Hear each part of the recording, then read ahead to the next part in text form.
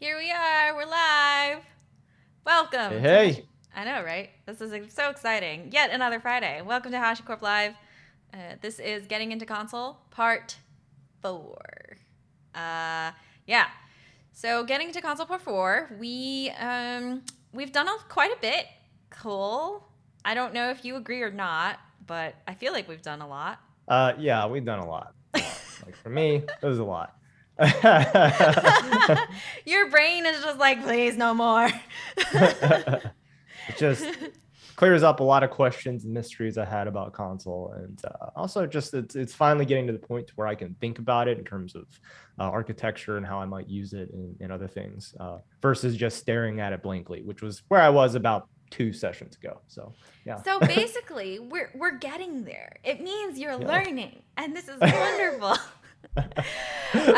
If you like to learn with us, we have a playlist. And our playlist, let me hold on a second.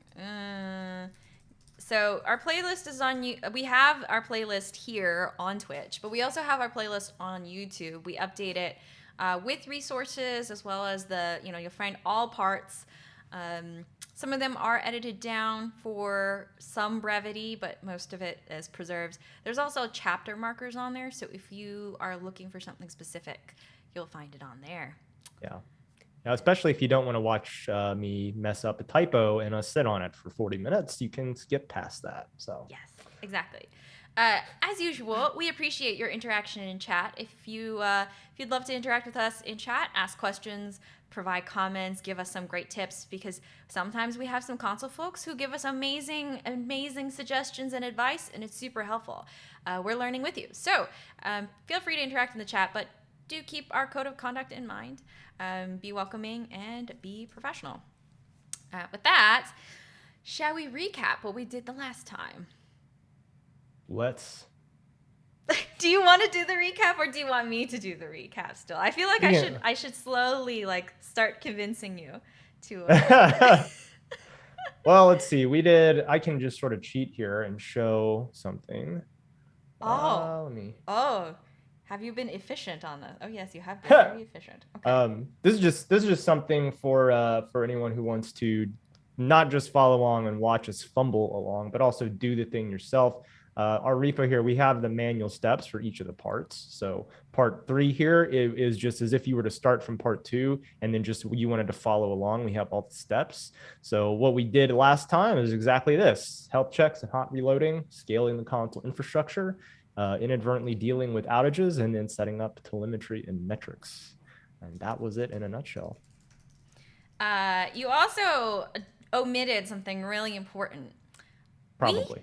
we didn't intend to deal with outage recovery at all. Right. We did not. No, that was an accident. That was a complete accident. So, if you are tuning in to us and we make a mistake, we are going to try to fix it to the best of our ability. Otherwise, we'll call it and then we'll try to reproduce it, complete the environment net new again. So, we try not to spend too much time churning on there. The outage recovery thing was a complete accident. We decided to spend time on it. Good thing we recovered and we learned a lot. So, what are we going to do today? Well, Cole, we noticed a couple things that we did create stuff on Consul Cluster. We created the Consul Cluster, but do you notice anything suspicious?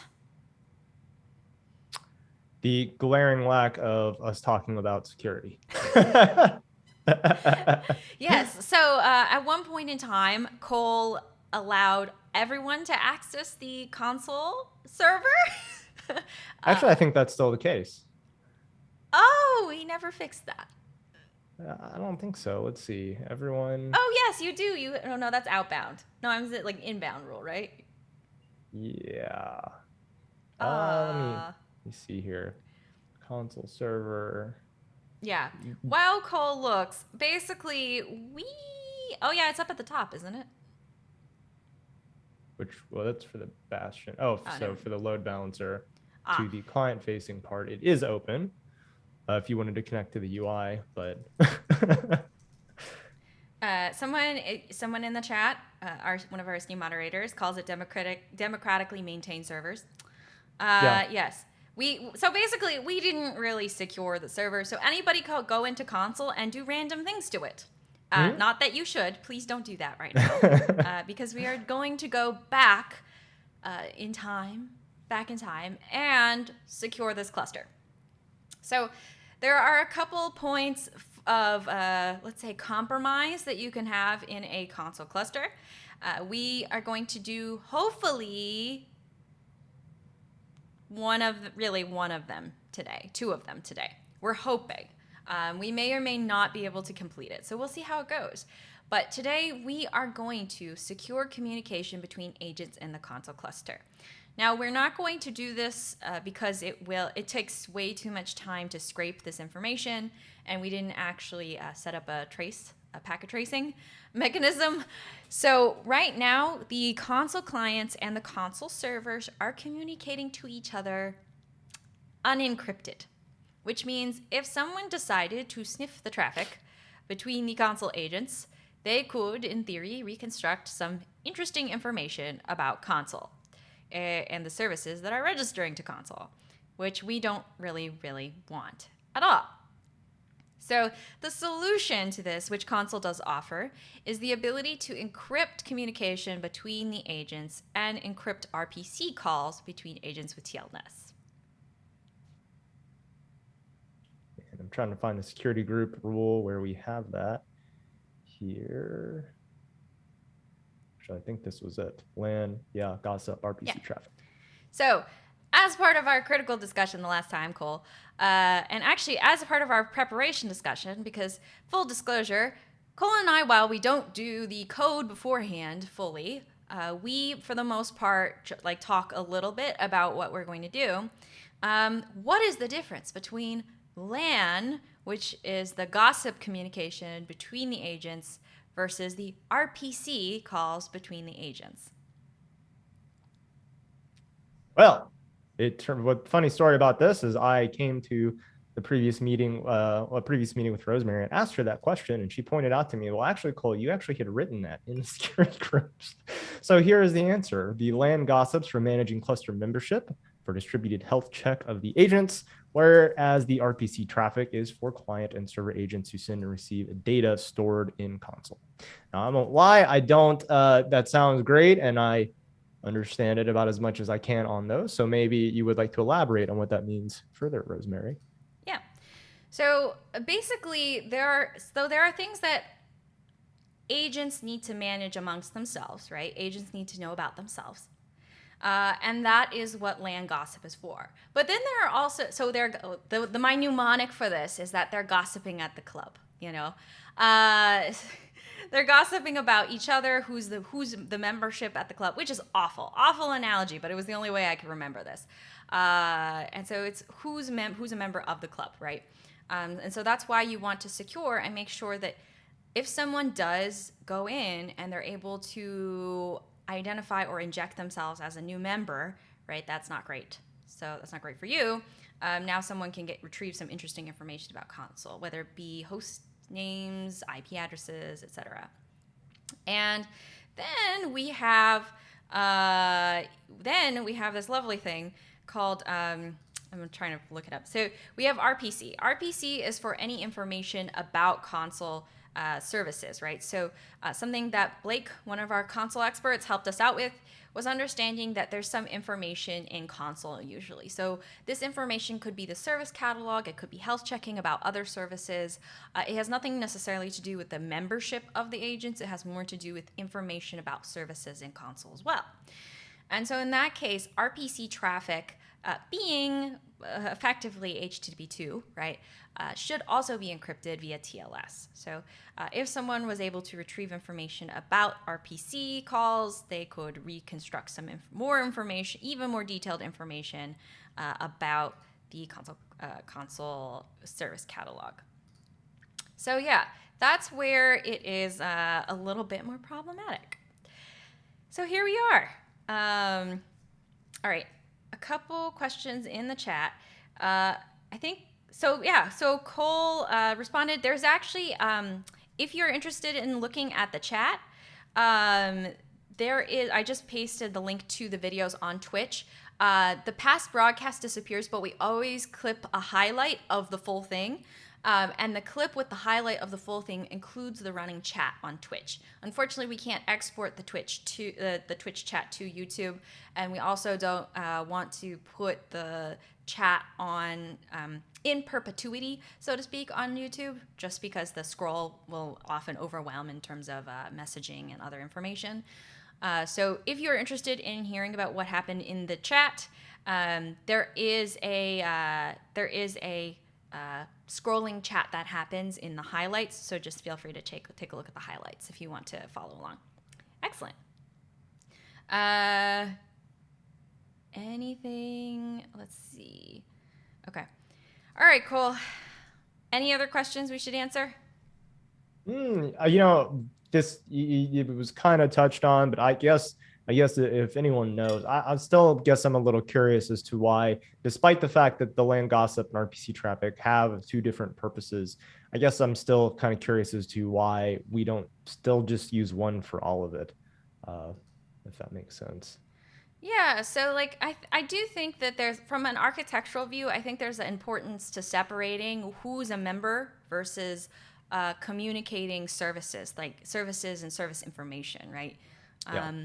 Because I think that the two of them, at least that I'm going to wait for, hopefully a Consul expert will also be able to chime in if they're available today. But I think it's also important to recognize that there's a difference between cluster agent identity and then being services and other information that run on the cluster. So I guess it's a question of control versus data plane. So actually, that is a good question. And if we don't get an answer, we should post as a reference for the next one. Cool. All right. Okay. Yeah. That was just a little bit more of a curious why, but not necessarily critical to setting it up and using it. But yeah, that was all I had. Awesome. Okay. So here we go. Let's see. I do see one more question in chat that maybe we should answer. Someone asked, here's a tricky question. Is there a use case for Consul in the telco cloud that follows ETSI standards? I think that's European Telecommunication Standards, right? ETSI, I think that's European Telecommunications. Please correct me if I'm wrong. I don't. There could be. There could be. I mean, it depends. I would say it depends. I don't think Consul, if you're looking at it from a security view and security in depth, Consul has ability to offer that security, whether it be encryption from many different communications views, as well as control over network policy through at least the service mesh proxy. But it's not going to be the only, I don't think itself in itself will be the singular way that it would be compliant with standards, I guess.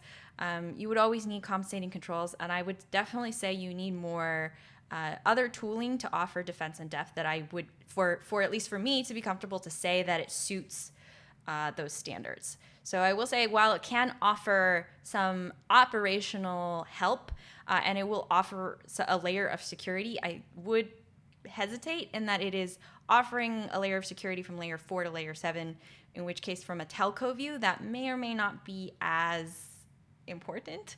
And you could use Consul to automate, using Consul from Sync, automate down further in the networking stack, but I don't know for sure. I would hesitate to say it is. So chat, if you have an idea, I appreciate your thoughts to chime in too. Okay, shall we get started? We are going to do, one thing today, right now, and we're going to move on to the next thing. So we're going to have two things on our agenda. The first is encrypting gossip communication between agents, and the next thing is going to be encrypting RPC calls with TLS. So we're going to get started with the first one, which is gossip communication between agents. Cole, it turns out there is a lovely guide for this, and I feel like we should follow the guide because it's a Friday, and my Friday brain is truly, truly not great. Does this one look correct? believe so. Secure gossip communication with encryption. Yes. Yep. Yes. Nice. If you could examine and walk through some of what this Learn tutorial is saying, and then maybe we can answer some questions about it. Yeah, looks like the first step is generating a cryptographically suitable key, and Consul has something built in to do that. So by the way, I've gone ahead in the background and SSH'd into our server through our Bastion server. So we're on the Consul server right now. And it looks like our first thing we need to do is just generate a key. So I'm going to do just that. And look at that. There it is. And then the next thing it looks like is we need to enable a new Consul data center. You will add the encryption key parameter to the agent. Oh, I will I? Okay, well, I guess I will. And then pass the file to start up the con. So this means that we're going to have to restart all of it? Yep. Okay, well, I guess there is a section, I think, that is on an existing one, right? It says? I think there's is there a section? Yeah, there's a section. Oh, look at that. Look at that. Oh, okay. All right, nice. Interesting. The steps look identical almost. Okay. I know. Okay, I know. so, all right. So either way, we need to go into our Consul configuration file. So let's go into that. So dconsul.hcl. And we're inside of here. And it looks like I failed to grab the key. So let's go ahead and do that. And then go back into here. It looks like we have three new arguments we're passing to this file. Yes. Encrypt, verify incoming, encrypt, verify outgoing. Why do we have those as false? I think this is because this is so that you don't affect anything as you roll it out. But basically, verify incoming and verify outgoing means that they're verifying whether or not we currently have it set to false by default because we're not using a very secure configuration. So basically, we're not actually verifying any of the cluster membership requests that come in, and we're not verifying anything that's coming out really either. So not very helpful right now. I mean, yes, Okay. It's fine. It works. It means it works. But it also means that now anybody could join if they wanted to. Okay. So I'm only partially understanding that. So what is it verifying? Like verifying new agents joining? Is that what that parameter's for? Yeah. So encrypting verify outgoing means that any outgoing information, right? Gossip, any outgoing gossip is being verified. Like is able to, you're verifying whether or not, something is able to encrypt or decrypt it. Okay, gotcha. And what does that verification look like? I guess that's what I'm. Let's look. Look, if you could look up some information on encrypt verify outgoing. I know we have the Consul agent configs usually up. So pull up if you have the page on Consul agent configs. We can see if there's any more information there. Let's see. Okay. So you can use the disable enforcing encryption for incoming gossip in order to upshift from unencrypted to encrypted on rings. Okay, defaults to true. Parameter used to disable enforcing. So it looks like this just enforces the encryption for the gossip, both incoming and outgoing. Or I guess I'm a little confused. This defaults to true. Why are we forcing it to false if this? Because it seems like this is what I would always want to do, right? You don't. Well, you want to force it to. Oh, it's defaulted to true. I think it's because you're doing a rolling update. So what we're going to do, I think the guide is doing, because it's an existing data center, we're sort of doing like a blue-green or a rolling update to it, right? We want to. Oh, look at this. Yeah. Yeah. During the interim period by which we're effectively quote unquote rotating the gossip encryption key. So what we're doing is we're telling it, okay, let's turn it off for now so that we get the new encryption key in place. And then we'll turn it back on so it re-accepts the new encryption key. Yes, sweet. So in other words, had I scrolled down some, it would have shown up. Nice. Okay, so we've got that in place first. Oh, whoops. I forgot to sudo it. Now I got to do it all again.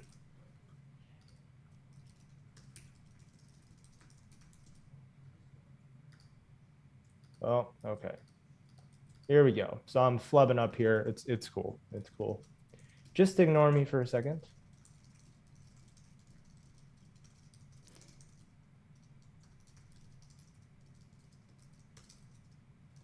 Alrighty.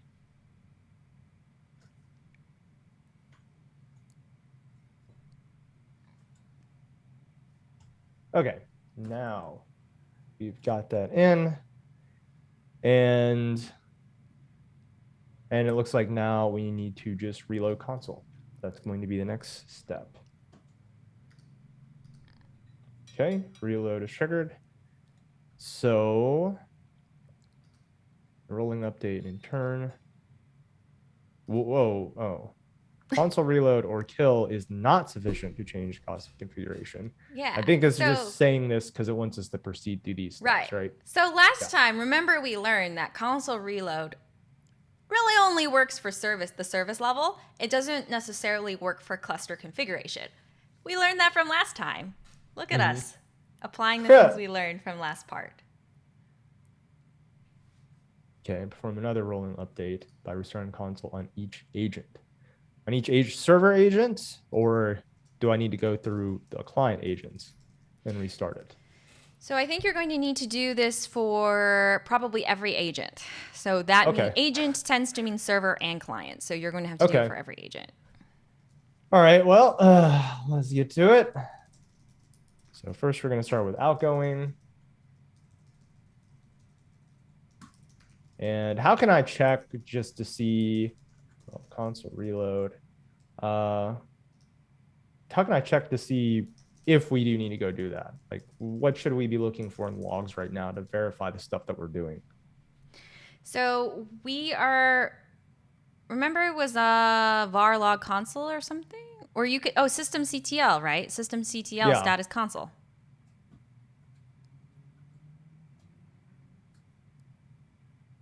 So deprecated. Yeah, that's a warning. It's fine. Okay, yeah. Still amazed that iTerm2 here just cuts off my logs here. I still haven't figured out if anyone uses iTerm2 and OMIZish and you know how to get rid of that. I would love to know because it only happens when I magnify this.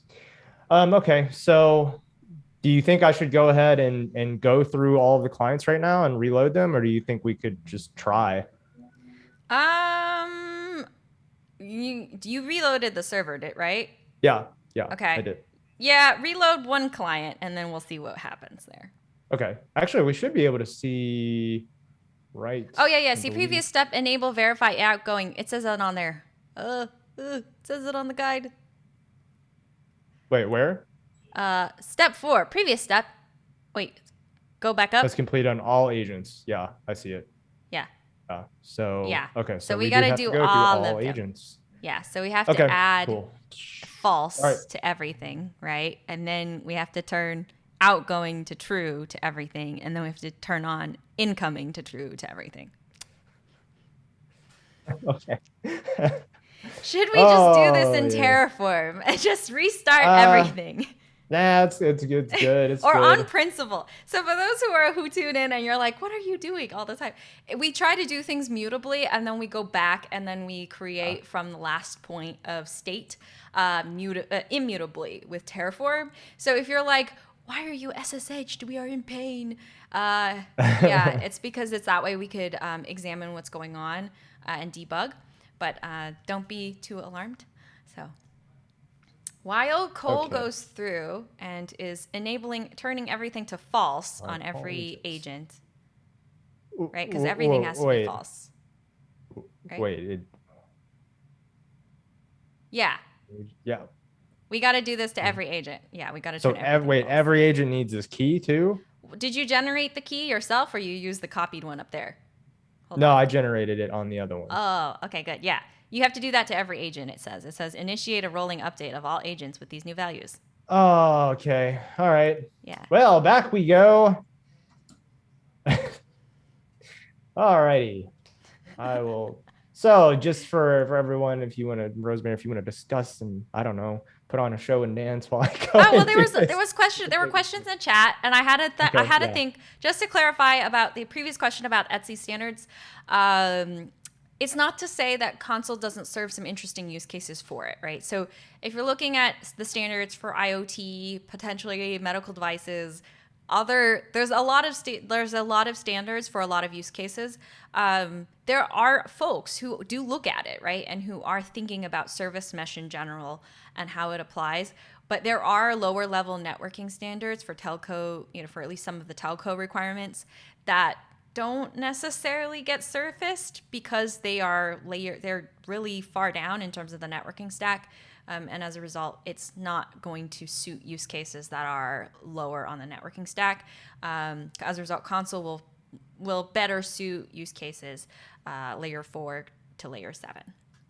So did want to clarify that because I was I was multitasking while I was answering it.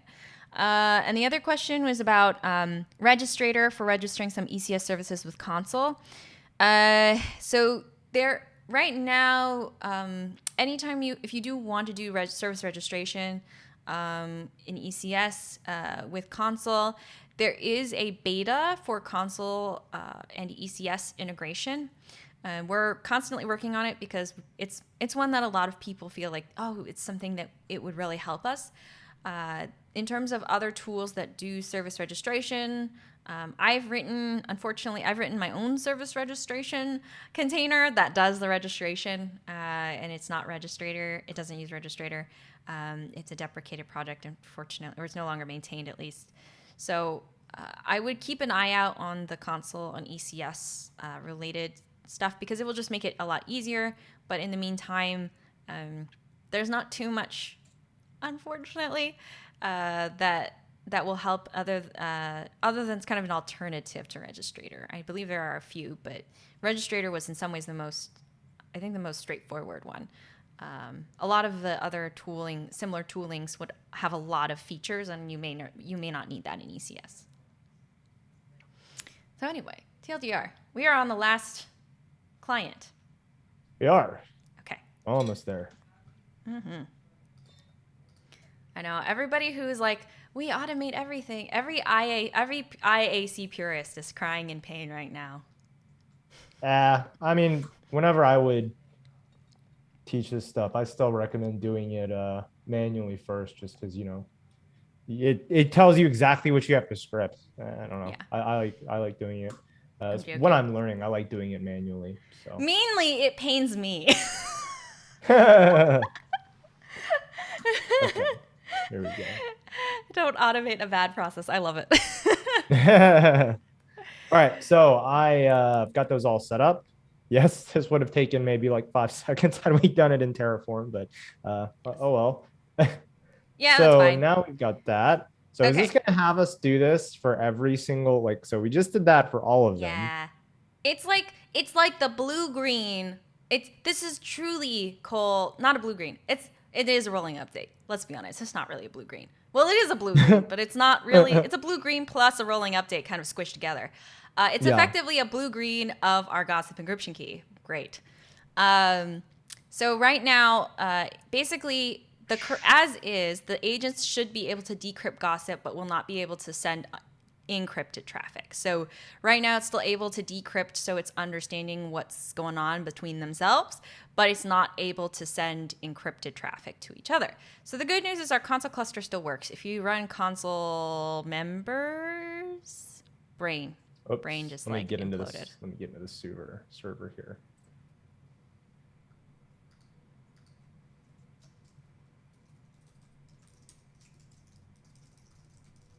Well, they are alive, so at least we know that.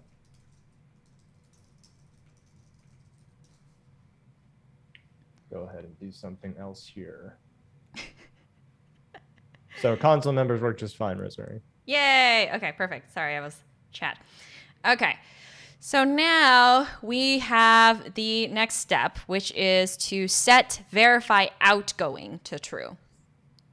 Yeah, okay. So maybe I should just walk through and do these, since for the people watching, all I'm doing is changing this file once, restarting all of them on all of them, changing this file again on all of them and restarting, and then changing the file one more time and restarting it. Well, you should teach us how you. Yes, that is correct. That is very correct. Cool. Yes. Oh, but wait, I no, will if get we to do it. this, then the user data changes and we recreate everything. So this is completely useless, isn't it? Okay, never mind. All right, so back we go. So next is verify outgoing. So right now I'm on the server. So Oh, I forgot the marker for this so that I could clip it later. Let me put the marker here. now That we'll change way. this to true. Yes. Console reload. So there's that. We'll go into the API, do that next.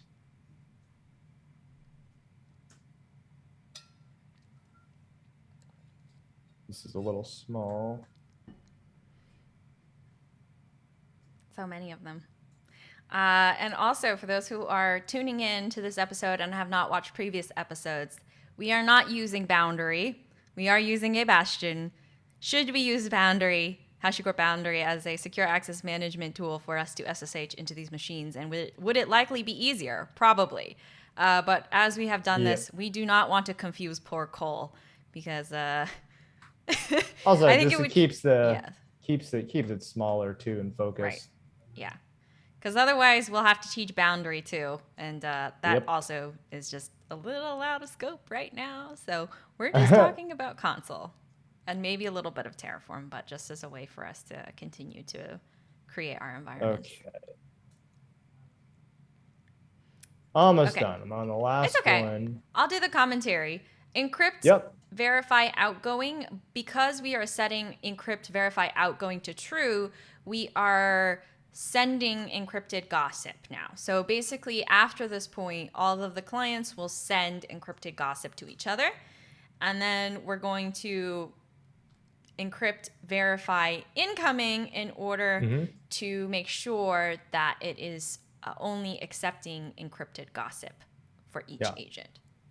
Yeah. And I just want to look through this for my own learning here, because right now I'm just sort of following the steps instead of trying to process it. Encrypted gossip will still allow incoming encrypted, unencrypted traffic. Gotcha. And then this one will make it so that it is all finally encrypted. Okay. Yes.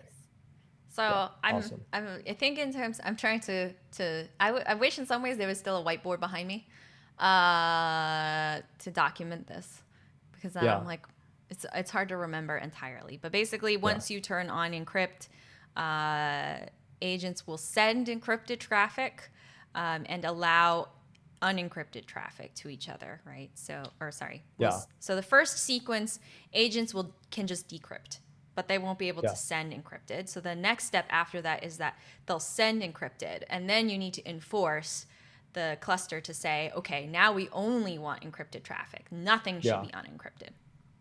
What I would like to know is why I have to do all of these steps separately. It's not really relevant, because once it's up, it's up. But I'm just curious as to why specifically these two have to be done separately.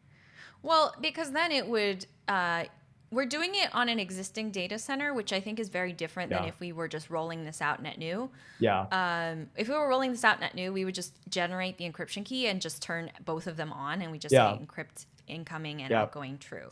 The problem why it's so simple here. Yeah, but the thing is that if you do this, which I have done this on ECS while I was trying to deploy a secure instance of Consul on ECS, if you turn these in sequence the wrong way, the problem is that the agents are no longer able to communicate with each other, and then your cluster effectively registers that some clients have failed because they're not able to decrypt information between them, right? Because let's say if we go through the thought exercise that turn... So what happens if you turn on encrypt verify incoming to true first?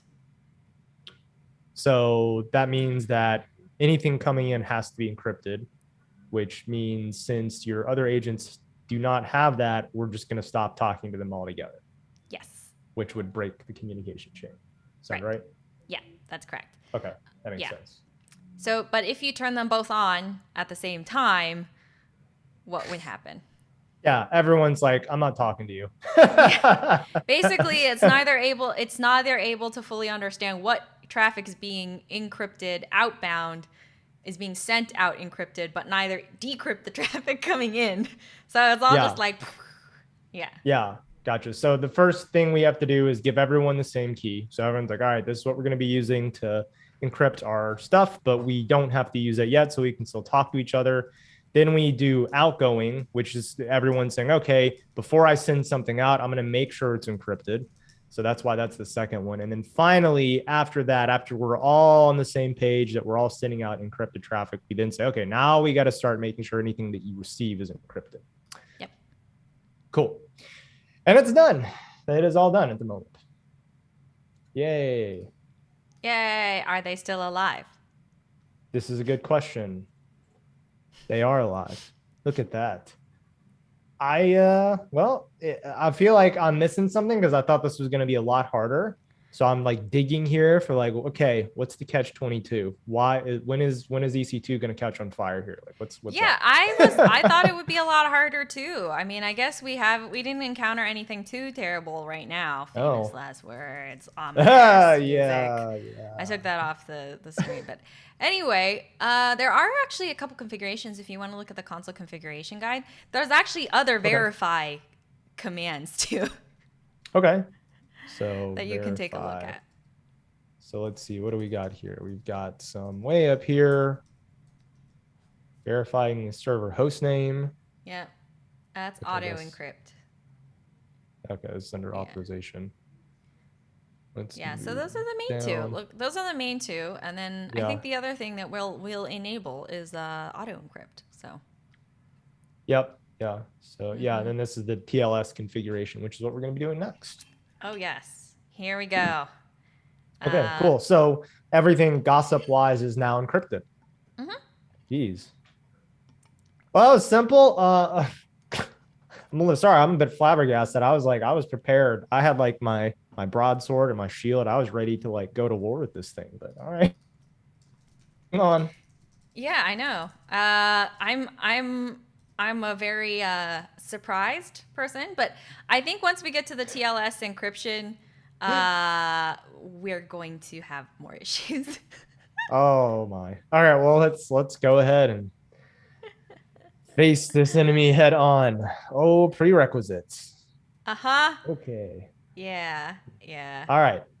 So this is an important step for production deployment. Oh, it is. That would make sense.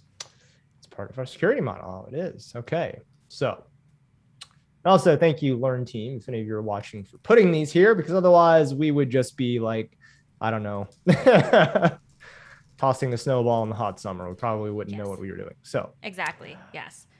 But this is good. In some ways, this is us dog fooding our own tutorials, which is hysterical. So far, we've actually had surprisingly enough, we've actually had enough folks mention like, oh yeah, we opened a PR because of it. So it's been good. Okay. So this makes sense. The TLS encryption here is also used to verify the authenticity of servers and clients. That makes sense. Okay, that makes a little bit more sense as to why that would need to be on something, or why this is a separate step beyond just encrypting the gossip communication. It's also the authenticity. Yes. Sweet. Yes. So this is very confusing. I'm going to tell you this because it is very confusing, and there have been many a person who has been more confused. There's a couple of certificates related to Consul. There are a few of them. There are two main ones. The first is a certificate used to encrypt traffic, which is RPC calls between agents. So those are more for cluster management. So you need you can think about it as a certificate for cluster management. Later in this series, you will encounter a second certificate, Cole. That certificate is for the service mesh specifically. Okay. From when we get to Envoy. Fun. Yes. Yeah, cool. The two should not be the same certificate. Should not. They kind of are based on each other-ish, but like they should not be the same certificate. So just making a note, they're two separate certificates. Yeah, makes sense. Yeah. Okay. And I can't believe Consul has a built-in CA. That is really neat. Yeah. It's so nice. I love the Yeah. fact that the CLI has this. Like, it's so much easier. Yeah. Not having to go through OpenSSL or any of these other things. I'm just looking ahead at the steps real quick before I Yes. start them, so I don't ask you Yes. questions that we will Well, you have to ask the questions. see Oh no. here. You have to ask the questions so that way our esteemed our esteemed That's audience true. will be able to follow That's along. true. Yeah, if I know too much, it won't be as useful. Yes, exactly. Exactly. Okay, Our loyal so audience wants to know your questions, Colm. yeah. Okay, so we'll go back. So here we go. We're going to make this first set of certificates, and the first set of certificates are going to be for just testing the authenticity of all of the nodes, right?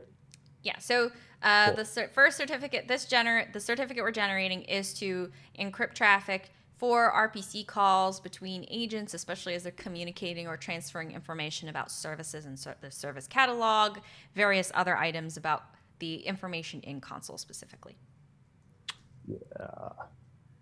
Let's see. So we've generated these certificates. We have the public key, which we're going to put on the other ones, and then obviously the private key. Okay, so create a server certificate. So now we're on to the create the server certificates. So DC1 and domain console. Okay.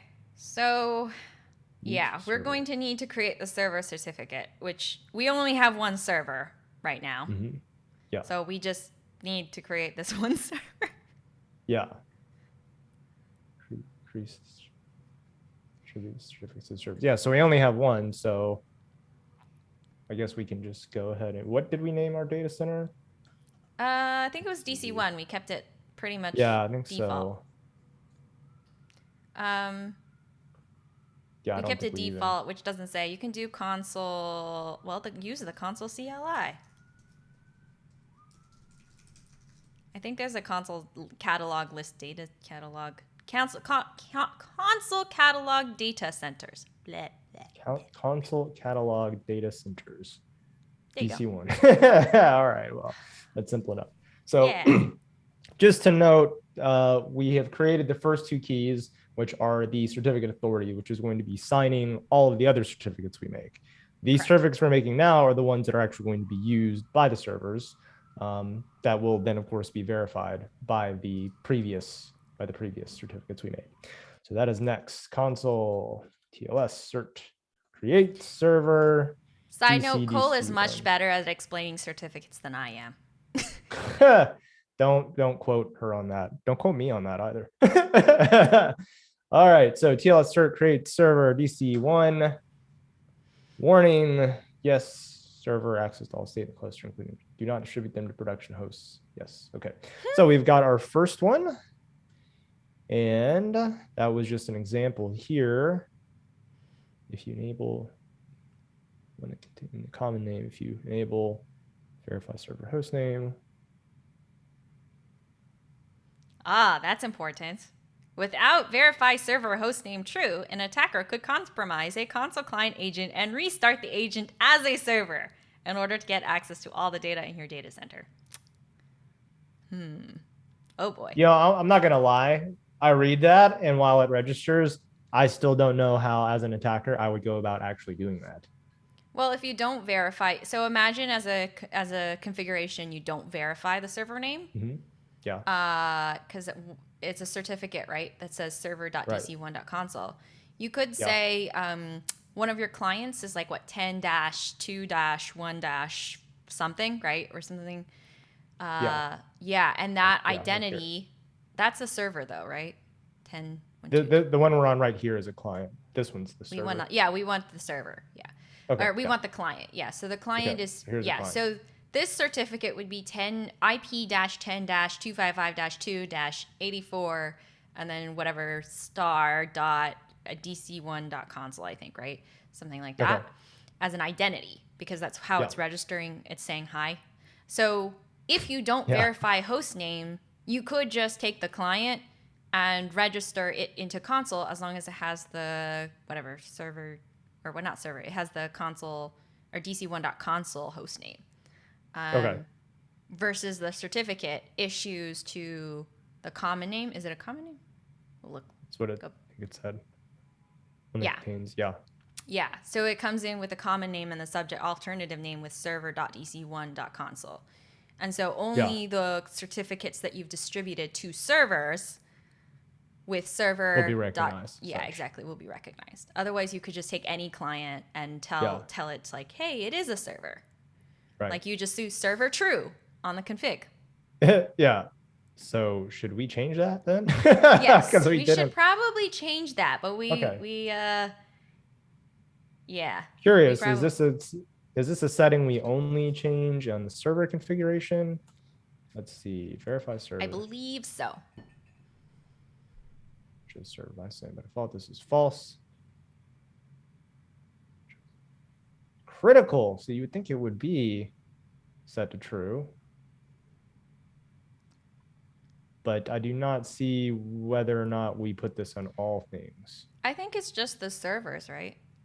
Or just at least the one? Yeah. That we have? I don't see a note on here of where if you put that on all of them. Verify server host name. Server host name. Let's look. Host name. Wouldn't all the verification be done by the one that's acting as the CA? So wouldn't that just be the server? So I would imagine it would just be this one. So yeah, because we only have one server. That's why it's kind of weird. But I think you would enable it on all servers. The problem is we only have one server, so it just seems really weird. By the way, we do have multiple servers. We did that in the last stream. We just re-enabled it just to one so that Cole doesn't have to log in 3 times to every server. Yeah. Oh, whoops. Wrong terminal window. Okay. No, you did this to the client. That was almost bad. A good thing I didn't reload it. So okay, so let's try. That would have been something else. Okay. All right.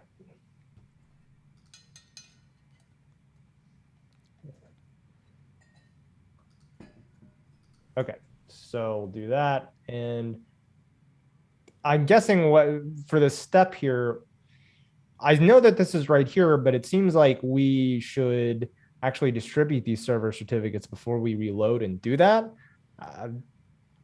Just because right now nothing has changed, so it seems like we should do this stuff first, right? Yeah, I think it's probably a good idea. Well, it distributes to all servers, but we only have one server, so yeah, that doesn't really do much for us. Don't we need to tell the server about this? I know it generated them because we use the TLS tool, but yeah, I imagine something. Go ahead. It might be missing something in here. Maybe oh, here we go. So we're gonna do it. That's after for the yeah. Okay, here we go. Okay. I was gonna say like you do have to add it to tell it to look for it. Yeah. Yeah, and here's where we do that stuff. Okay, yes. Gotcha. So I was getting ahead of myself. Right. Just to make sure we don't botch anything, I'm gonna remove that just in case. But for now, so right now we're just making the certificates. We've got the CA. Now we've got the one for the server. Now we need to make the one for the client certificate as well. Auto encryption method. This is no. I think this is just some introduction. I think this is just some introduction right now. And this is if you're using, go back to auto encryption. So this is if you're using, so you still have to tell the servers to use the certificate. So let's do that first where it says configure the servers, and then we'll talk about the other stuff. Yeah, okay. So we just skip this for now. All right. Skip this for now, and then I'll explain auto encryption. That might be easier. Yeah. Because you should just use auto encryption. You just don't try you could do the operator stuff, which is more manual, but just do the auto encryption, which I'll explain it, but we'll just do this first. Yeah. Okay. And then we'll talk about it. So we'll go ahead and do this. Let me get the list of my keys we've got here. Yep. That's good. And then we've got a number of things. Oh, will I remember all of these names? Well, let's see.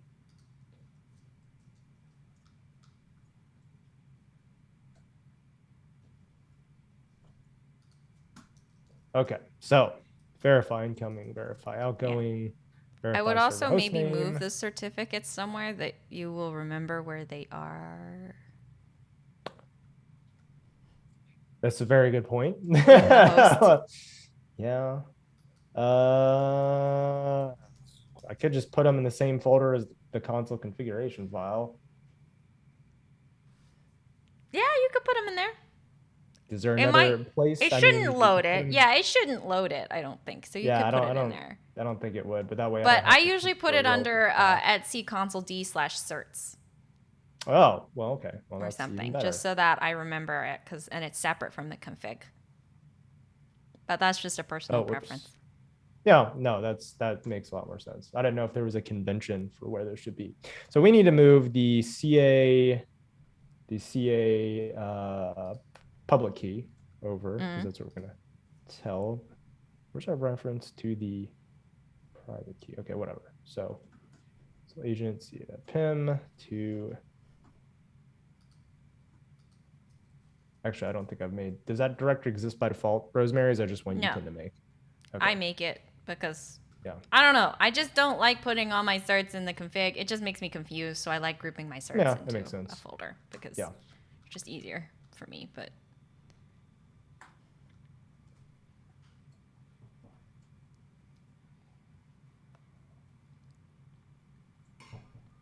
Okay. All right, guy. All right. Okay. So we've got that one, and then we need both of the DC ones.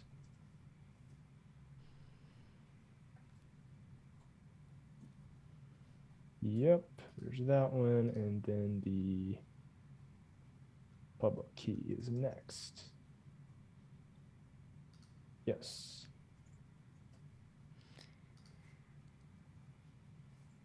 Perfect. So we are now going to do conveniently the names that we are going to use in here are conveniently the same names that they have in the thing here. So I should just be able to just copy this whole thing and put it in. yes, should. Should. I don't know if verify incoming is still a configuration parameter anymore, though. That's the one they talked about here earlier. No, Yeah, that's but not. That's a verify server host name. yeah, I don't think verify incoming is necessary. Wait, let me just double check. They've got it on the. Oh, here we go. Yeah, it's nested. That's why. Sorry. I was like looking at it. I was like, where is it? Yeah, verify incoming is okay. So there's encrypt, verify incoming, which is for gossip. Encrypt, verify outgoing, which is for gossip. And then you have verify incoming and verify outgoing for RPC. Mm-hmm. Yep. Very okay. Yep. RPC to the HTTPS API. Perfect. Yep. All right. This should be it, although the CA file path here is incorrect. So. Yeah, you need the absolute path. There we go.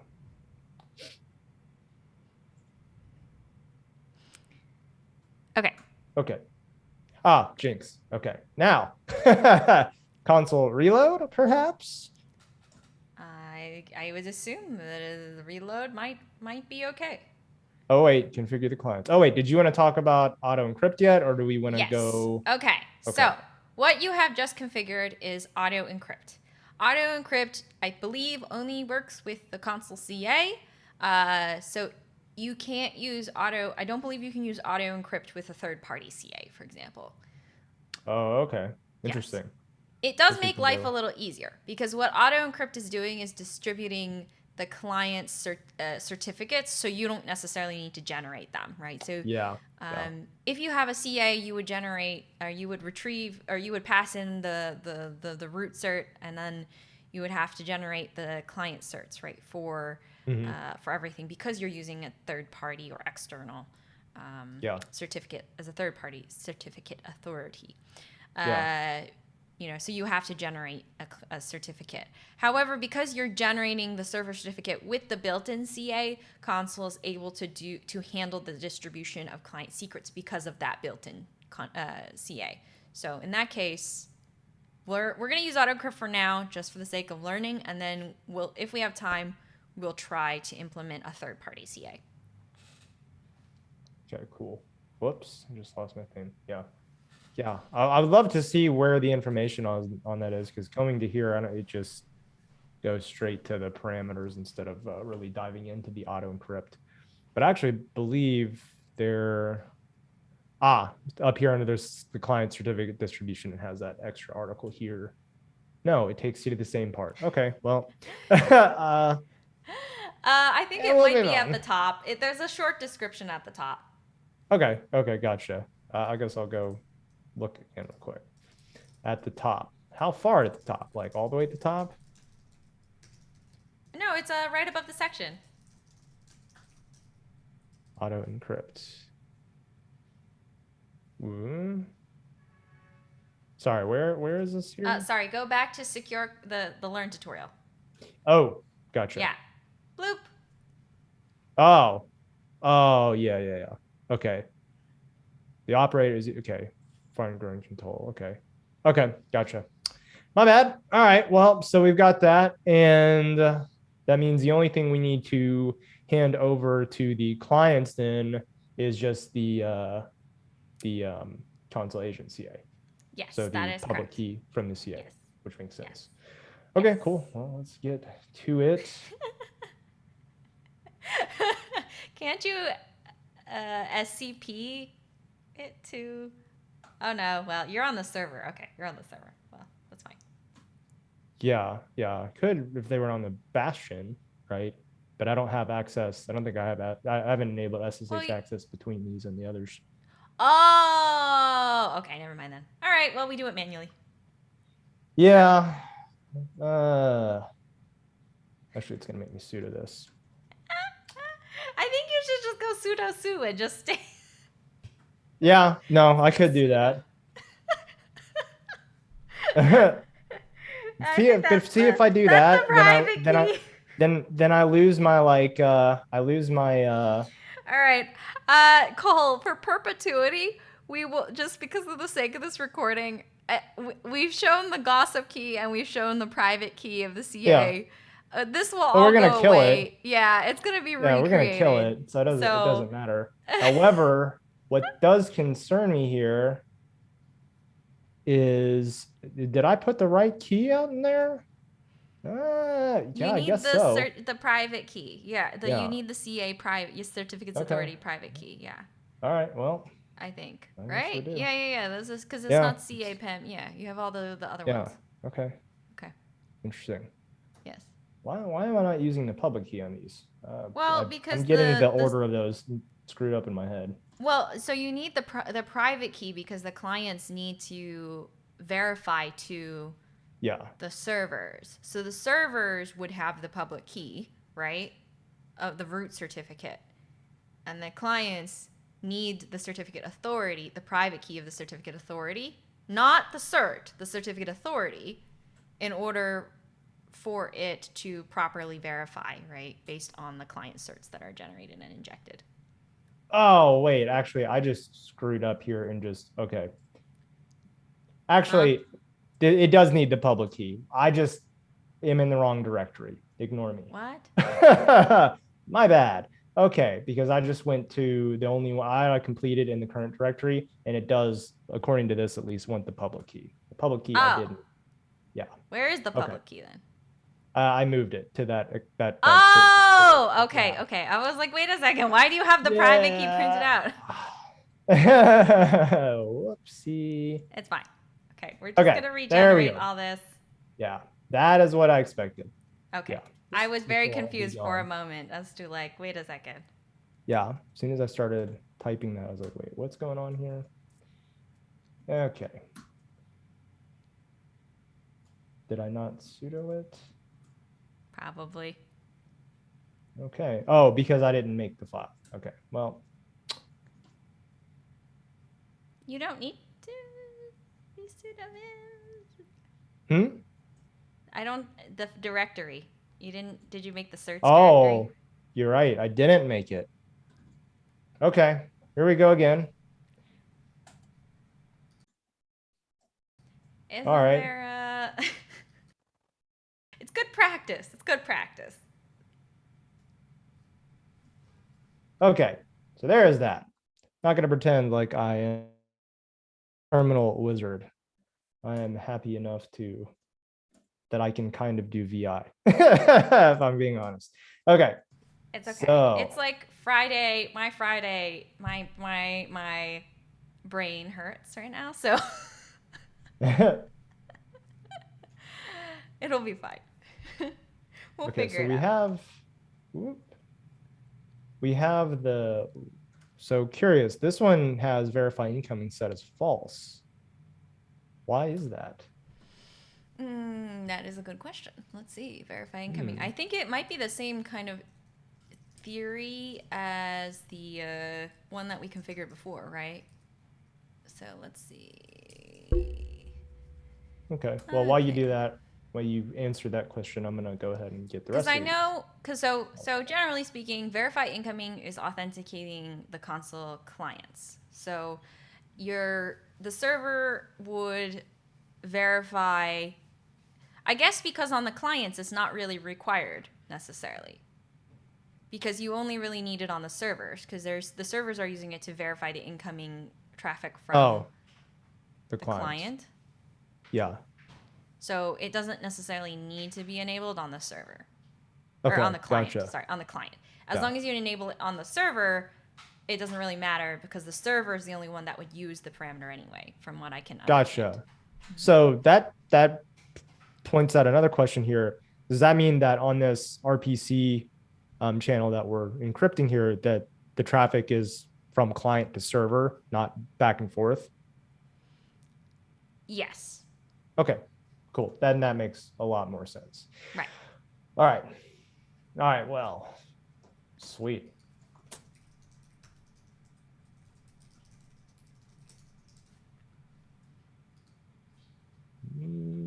What did we name this? Consul agent CA. All righty.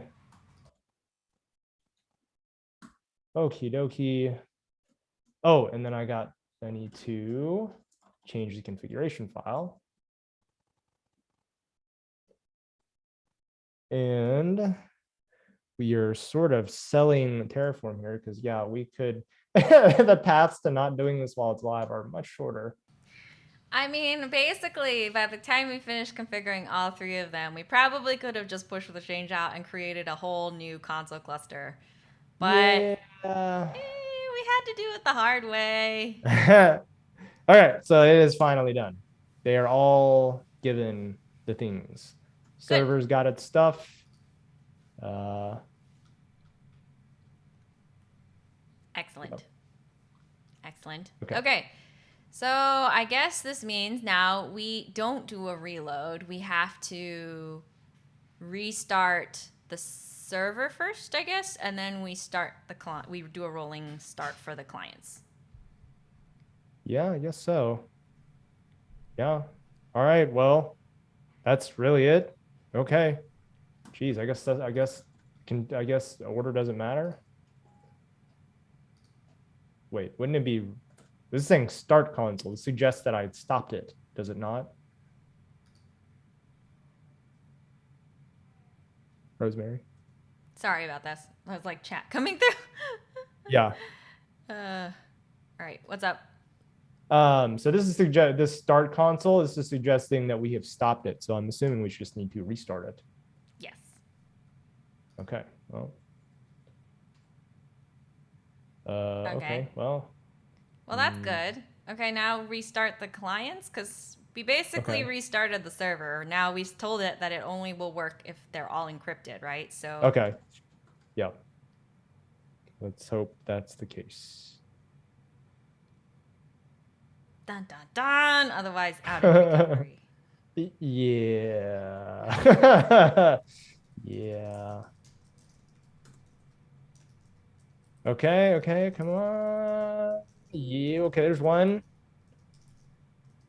Come on, other one. You can do it. Oh, where are you gonna? Well, one of them made it in there. Uh huh. Oh, it could just be Wonder, thinking. What yeah, is or I could a have check messed something status? up. Oh, they're there. Oh They're yeah, all it up. takes time. You're just so impatient.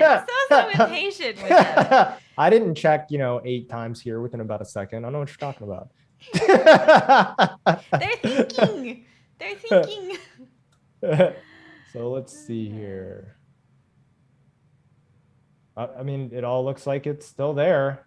Yeah, it's all pretty much there. So that's good. That's it. Yeah, Huh. enabled. Um, so I'm not gonna lie, I thought we were gonna be here like all day. Is it really done? Like, is that it? It's finished? Yeah, I guess that's pretty much it. Okay. Well, so I guess But we do need to do the third party certs, which we did talk about or we did think about doing, I assume. yeah, yeah. Yes. So we could do that. Do we have a well-defined path for doing that? Well, there is a learn tutorial that uses OpenSSL. We could do something with OpenSSL as a sample. Yeah, if we do that, it would probably be cleaner to just tear things down and restart them, though. Correct? Because otherwise, we're going to be finagling or with our existing settings.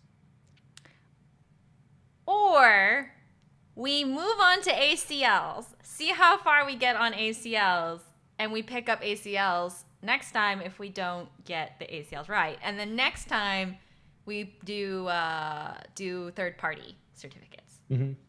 Yeah, we can do those. Okay. So here's a ACLs. quick question before we Yeah. move on for that. Obviously, using a third-party CA is going to give you another layer of security because it's not going to just be baked into the servers themselves. With that method, though, auto-encrypt is going to go out the door. Yes. Is using a third-party CA the recommended approach? I mean, I would recommend it just because I don't really want to be sitting there rotating, handling the rotation. Like I think you could use Connect CA to rotate, but in more likely than not, you'd probably want to be using a third party CA just so you can manage the certificates. Yeah. Outside of it, I know a lot of people use Vault. Not tooting our own horn. That's not the point. The point is people are using Vault for it just because they don't want to be managing. They want a holistic certificate management approach, and using the Connect CA, while super convenient, isn't part of your organizational certificate management strategy. Yeah. I suppose if we were going to do that, I would find more value if we use something like Vault or something else. Because if we're just using OpenSSL on the server, I don't see that as that much different from just using the built-in CA because we're still just doing everything on the server. Cool. Right? Yeah. So do you want to move on to access control lists then? Let's do it. Okay, cool. Before we do that, can we kind of recap what we did so far? Just kind of put a stake in the sand here for this chapter. Yes. Would you like to do recap? I can try. Okay. I was doing so much copy pasta that there were times when I wasn't fully present. But yes. So gossip encryption. Gossip encryption is between the servers and the clients, and this is how they keep each other up to date. That sounds correct. Yeah. Okay. Yeah. Good. And to do this, we tweaked some of these settings within the console configuration file and if you are doing this from ground up, this is very easy. You generate the key and you just change the file on all of them. And then when it starts, it's all done. So that's how fast that can be. But since we decided to do a rolling update, we had to do this process where we made the key first, but then went through all of the nodes and set this initially to with the key and this verify incoming and outgoing parameters to false so that they could talk to each other without losing context. And then we had to go through each one piecemeal and change the parameters over to true. And that was all. So we explained that in about 5 seconds. It still took us like 15 minutes. So then we did it for the console agents next. And this was for the, I believe you said it was for dealing with information around the services. And this is primarily from a server or a client. I forget what the name of the parameter we looked at was. Where was it? The verify incoming. Right. This was primarily for the clients to tell the servers about their services, right? And information about them. Yeah. Yeah. And to And do what that, protocol are they using? they are using, without me looking, does TLS count, or do you want me to say RPC? Yay! Oh, okay. All right. All right. The first thing was making making a CA, so a certificate authority to sign all further certificates so that we can verify them. And then we made the certificates for the server and set them up. And because we have auto-encrypt, we didn't have to go and make the certificates for each of the clients. All we had to do was go and give them the public key from the certificate authority so it can check other certificates and that they do belong to that same CA, and update all their configurations, and we were done. If that made sense to you, good job. Now, Yeah. If opinions from chat, yay, nay, may to Cole's recap. Yes, we did that in an hour 15. Yeah. Yeah. Not too shabby. Pretty good. Yeah. Pretty good. Well, now here we're going to proceed to, I think, what is the most sob tears, great sadness topic. Not because look at this. it's. Oh yes. Oh, how long is we're this? going to take it one at a time. Okay. All right. Okay. So, I do want to know, Cole, how do you shorten or abbreviate access control lists? Is this a trick question? No. ACLs? Okay, but some people say ACLs. Oh, what?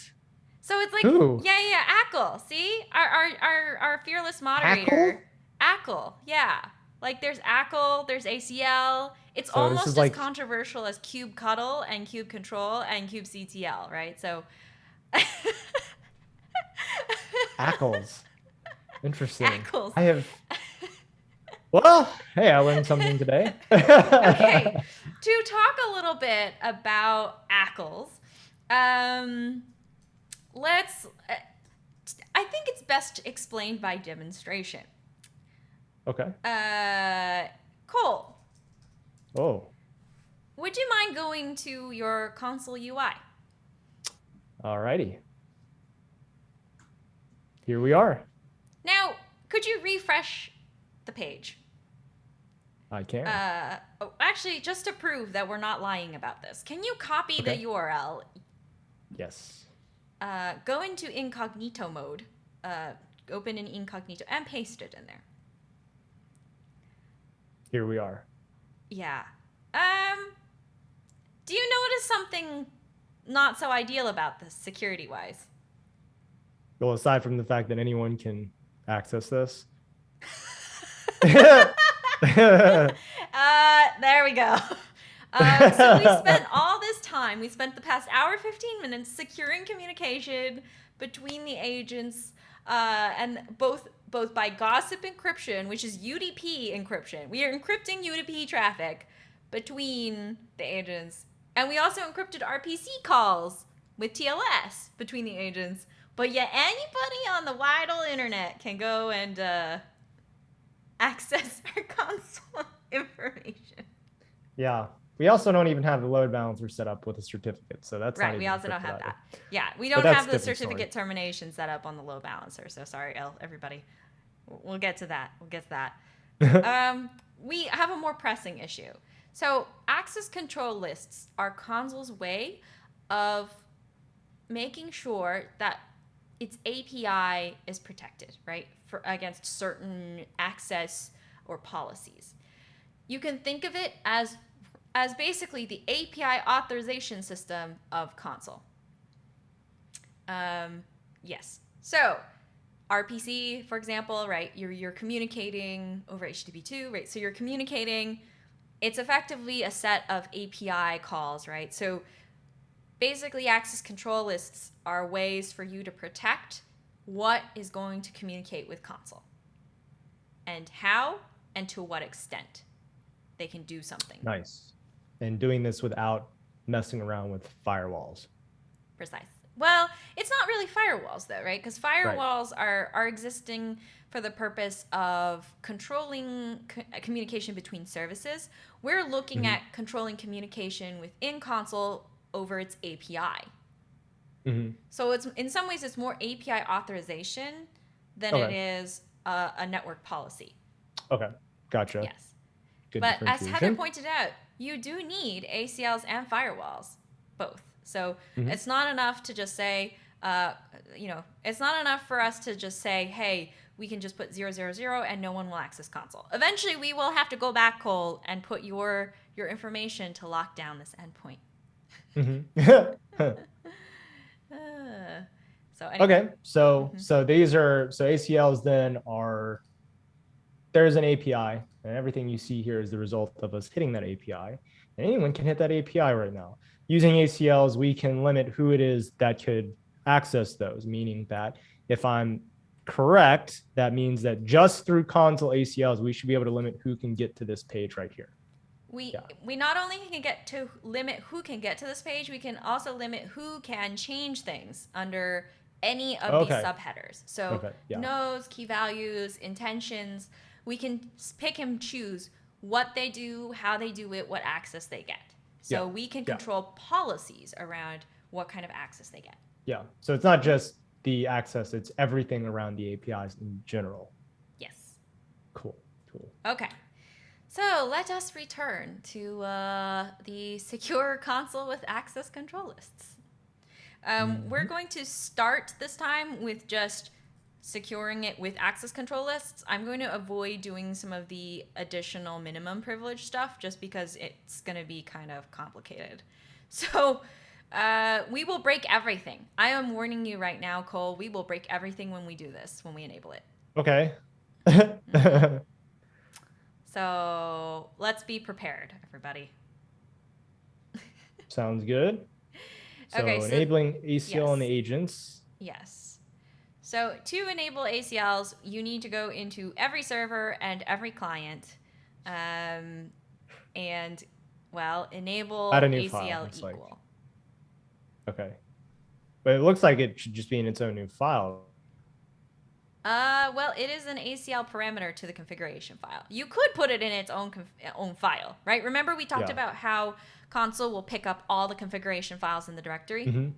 Yeah. You could add it as its own file, Okay. but I think we should probably just add that as Oh, part of the I was config. okay. If you want to I reduce mean, for console ease client of use, resource, then we just create a new file on every you single can one.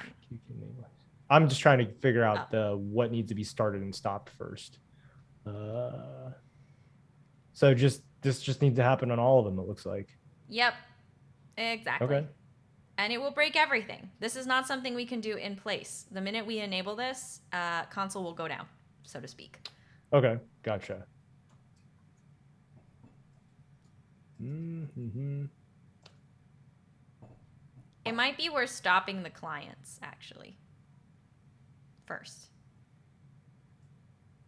Okay. Do what for? Okay. So I recommend stopping the clients because we know it's a very disruptive config.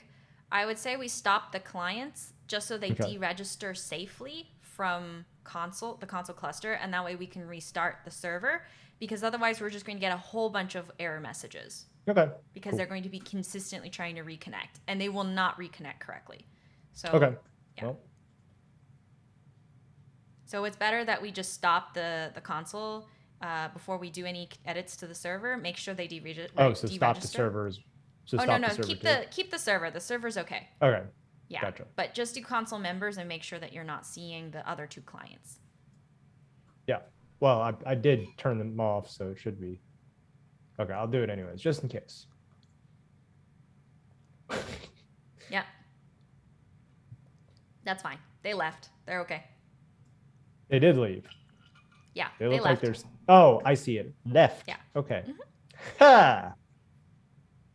Yeah, because if we enable this, they're going to start throwing a bunch of errors, and we won't be able to tell between the noise and enabling this what is going on. So just to denoise this a little bit as we turn it on, we're just going to make sure we don't have it. Okay. Cool. So a couple things about this There's config. that. We'll talk. Yes. We need to go through this config a bit, right? Mm-hmm. ACL enabled true. That makes a little bit more sense, right? It means that you're enabling the access control list. Fair enough. Default policy is deny, which means that every call will deny by default. So, like, if someone accesses the Consul API, no one will be able to access it by default unless they have a permission to do it. So then we just play the whitelist game instead of blacklist, right? Allow list, deny list. Yep. Cool. Was that all you had on that block? Yeah, pretty much. ACL. Okay. I'm just checking the block and make sure. Okay. And then enable token persistence is true right now. It basically says whether or not the ACL token can persist to disk. I think we'll set it for true for now. Yeah, we'll set it for true. That is the default. Yeah. I don't really know how that works, but I guess it's not necessarily like worse. So I think you should be okay. There's nothing inherently bad about persisting the. Okay. Well, that is done. So now we need to restart it, right? Yes. Or is that a block that will reload if we do console reload? If you do, I don't think you can reload. I think you have to do a full restart. Okay. Okay. Well.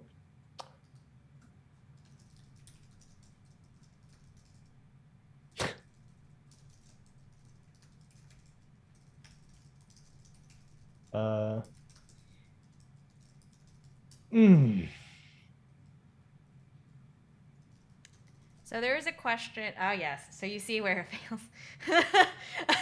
You see there's it's synced the node info, but unfortunately it's saying, well, ACL not found. There is a question in chat. It's saying nothing now. yeah. It's saying nothing because you enabled ACLs, right? And there's no ACL bootstrap. We'll get to that. But there's a question in the chat I did want to answer before we proceeded. Consul surprisingly has auth methods. If you're familiar with Vault auth methods, Consul auth methods effectively work the same way. What Consul auth methods are made to do is they provide a level of abstraction to do built-in authentication using certain protocols like JOT or OIDC. And you would use this because JOT or OIDC might be something that, let's say, an Azure VM will support, right? So you want to use the VM's managed service identity in the form of that JOT or OIDC authentication method that's on the machine to grant an ACL token to Consul, right? So it's a very similar workflow to Vault, right? Because if you turn on an auth method in Vault, you use that auth method to get a Vault token, and then you can do anything you need to with Vault. Similarly, you can do the same thing. You have a JOT auth method for Consul that you can use to retrieve a Consul ACL token and then use that token for anything you need in Consul. They are limited, and I think there's just the JOT OIDC auth method for Consul, and I think there is another one too. But they work effectively the same. I don't believe it will work with AWS just because the AWS virtual machines, for example, they don't use JOT, right? They use AWS auth. Can we talk more about this token? I assume this is not used to play games at Chuck E. Cheese. What is this token used for?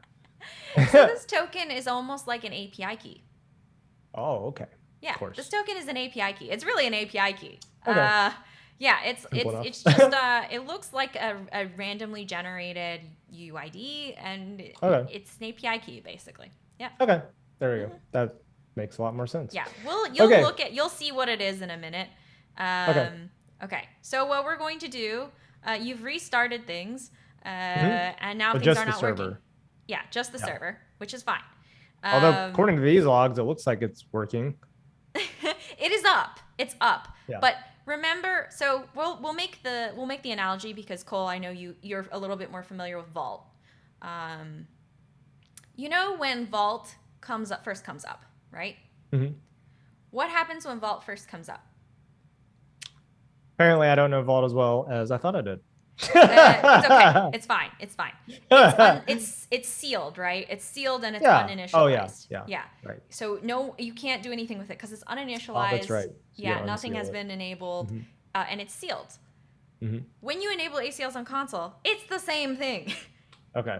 You can't do anything. Gotcha. Yes. So that means we're gonna have to what? If this is like Vault, we're gonna have to do the sci-fi thing where we like split it into 5 gems. Oh no, we're not going to have to do Shamirs. Okay. Fortunately, we don't have to do Shamirs. All right. What we do have to issue, which is in the Learn tutorial, but you don't have to go back to it. It's fine. We're gonna run Consul ACL Bootstrap. Okay. And what does this do before I? This is almost like the equivalent of Vault Operator Init. Oh, okay. Where you're initializing sort of the root token and whatnot, and the initial unsealing, right? It's a combination of the two. But the ACL Bootstrap is effectively creating or starting the ACL system, and it will return to you a first Bootstrap root token. So be careful with this token. Alrighty. So you see. And we've done it. Yes. There is a Bootstrap token. There's the accessor ID, the secret ID. This is the Bootstrap token, and you'll notice it has global management policy, which means it has everything access. Okay, cool. Nice. And then when we set the token, then we should be able to start doing stuff like Consul members again. Precisely, yes. Okay. So secret ID then is the value we're going to be moving around? Exactly. So we need secret ID. Okay, nice. So now I should be able to do Consul members. Look at that. Yay. Yay. Okay, if you could go to the UI, Consul UI for a moment. Alrighty. This is probably going to not let me into it, right? Welcome to services. So log in. Hey. There you are. Cool. So a couple things. You'll notice when you turned on ACLs, the ACL menu popped up. It's now not gray. You can go and take a look at tokens, policies, roles, and auth methods. Oh, yeah. Look at that. Fun trick, because thank you, Consul UI. If you go to tokens, you can tell which one you're using because there's a little check mark next to it. Yes, precisely. So exciting. Nice. Yeah. Okay, cool. Here we are. So we have turned on ACLs. Bad. That was not too bad. But there are a couple issues. Oh, okay. Why don't you try turning on one of the clients without... Okay. It's going to freak out, right? Well, actually, configure one of the clients. Just configure one of the clients, because remember, we didn't configure all of them. So make sure you configure the client to enable ACL. Okay. Now I got to just do one of them. What that was. Oh, yeah, that's right. We got to add this. We will begin with whatever one this is right here.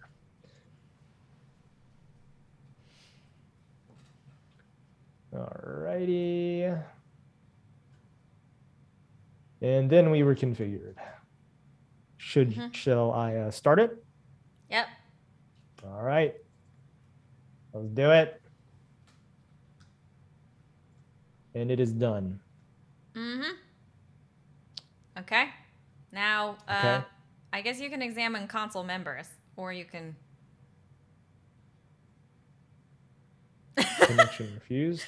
Okay. So it is not pleased. Nope. So systemctl logs Consul, or whatever the status Consul. RPC sign failed. Was it supposed to fail, by the way? Yeah, partly because it has no access to do anything. Yeah. So it's just continuing the failure. Yeah, because it has no access even to be granted. Like it doesn't have any access. Yeah. So what does that mean? Okay. So let us do this. Well, basically it means that we need to add the token to the agent. Yeah. So we just give the secret token again to them, or do we generate a new one? You know what? Why give that token to the client? The token, however, is not least privilege. It is a big token. It is a Yeah. global management token. Yeah, it's like the big one. So yes. But you know what? We'll do it anyway because, why not for the sake of this example. Okay. So rather than do that, because you do actually need to apply the token. Yeah. So actually we'll do it by configuration file, agent configuration file, because we're doing this by Terraform anyway to a certain degree, right? So if you open up the configuration file Okay. on the client, Yeah. I'm looking for it. ACL, the ACL section? Mm-hmm. You can add a tokens section. Nested. Yeah, nested. Okay. Tokens, hit enter, and then little squiggle, mustache, bracket. Yeah. And then, sorry, I'm looking at this. Yeah, you're fine. Agent. Agent. Yes. Agent equals Does that this look token. correct? Okay. Yeah. We're going to set an agent token. Okay. So we've set it to the big master all-powerful token. Yes. Okay. But you should And not so do this. We will secure it. Okay. Don't worry. But we should do restart now. Yes. Can I try? I want to just try reload. Let's just see if that does it. No, it doesn't even do that. It's like, nope. Okay. So looks like we're restarting it.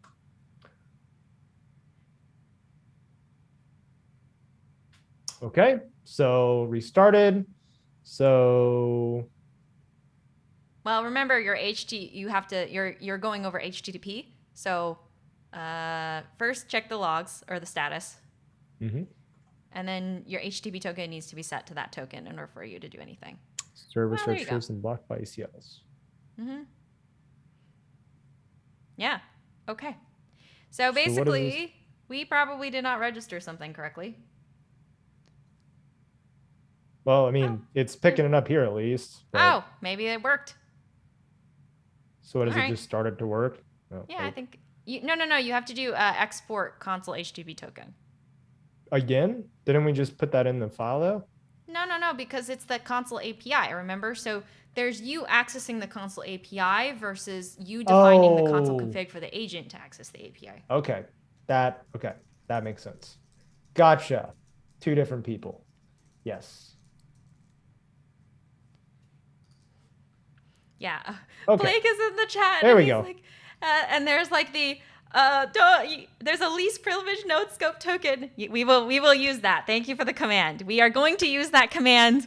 We are currently just making sure the Cole understands tokens, the value of tokens. They're used to get tickets so yes. that you can buy toys. Yes. Yes. I know, that's like the disapproving face. I know, I was like, everybody in Consul's probably like, why are you giving the like root bootstrap token to this client? Do not do that. We are just making sure that Cole solidifies the idea of ACLs, because I'm going to go with that so that everybody's paying attention, with ACLs and tokens, which are apparently like Chuck E. Cheese's Chuck E. Cheese tokens. So at this point, then this is all good then, right? So if we head over to the UI, we should be able to see that, right? Yes. Yep. Oh, well, There you go. Okay. Well, the service didn't register, by the way, because there's also an ACL. You need to add the ACL to the service. Oh. Restart the service? Yeah. Restart. I mean, we did. Do I just restart this over again? You know, there's a service on the machine, right? Like, did you run the service? Yeah. API? Oh, do I need? Yeah. I mean, do I need to? I didn't stop it. Do I need to start it again? You know, UI or whatever we had, right? Was it UI? It was fake service, basically. Yeah. I think it was. Yeah. I think on this one it was called web. Yeah. Actually, for those who haven't tuned in the past ones, we have two services running on each. We have a service running on each client. It's an application that's using fake service as a as the back end application, really. But it's fine. The point is that once you enable ACLs, once you enable ACLs, you need to restart any services that didn't have those ACLs before because they need to re-register to the agent with the new ACL, right? So. Okay. So I should just restart it then. Well, actually it won't even work because we didn't even add the ACL to the service registration yet. So let's just fix. Basically, once you enable ACLs, everything needs a token in order for it to communicate to start to register to Consul. So we can't just tell the Consul client here about the token. We also have to tell the service. Precisely. We'll get to that part. So do we want to keep up with this root token, or do we want to? No. So we did a big no that everybody is shaking their head in chat, which is do not use the Bootstrap token. Yeah. So we shall generate a token. Okay. If you go to the server, okay, you can do Consul space ACL. Is this just on the guide here? It is not actually. Well, it's not. The guide is a little outdated because there's actually a nice command now that helps you generate the right policy. Oh, okay. Right token. Okay. Is it that one, the ACL token create that I see here from Blake? Yes, that is correct. Okay, cool. So this node identity, and then name. What do you mean by name here? So like Chuck E. Cheese, or like the name of the server? Or it's Rosemary? the name of the client. So you're probably going to want IP-10-255-2-84. Oh, okay. Right, because that's the name of the client. Yeah. Okay. You know what? I used the root token because I was trusting Rosemary in good faith. I know everybody's giving crap. But that's mostly because we talked about tokens being like Chuck E. Cheese tokens for a moment. So I was like, hold on a second. We should probably talk about this ACLs thing first. So is this a suitable name here? And does this need to be surrounded by quotes? Probably. Does this look good to you, Rosemary? That should be the correct one. Okay. Should be. Malformed, did not like it. All right. It did not like it. We will get rid of double quotes. Still does not like it. Okay. So does it just dislike the hyphens? What is it? Just do we just specify this node identity as whatever we want? Like, could we just call this like API, since that's what that one's for? Let's look at the CLI and see what recommendations they make. Okay. So, what is it the help? Oh, the DC name. Okay, so you may need the DC as well. So it would be IP-10-255- blah, blah, blah, blah, blah, and then colon DC1. Gotcha. Yeah, here it is right here in the thing. Node name, data center. When in doubt, look at CLI. So this should be DC1 like this then. That did it. Cool. So that means that we can then take this secret ID here and go and put this on, swap this out with both the agent and then just the CLI here. Sound correct? Precisely. Yeah. Okay. And then we'll do that, and then we'll actually look at the policy that's being generated.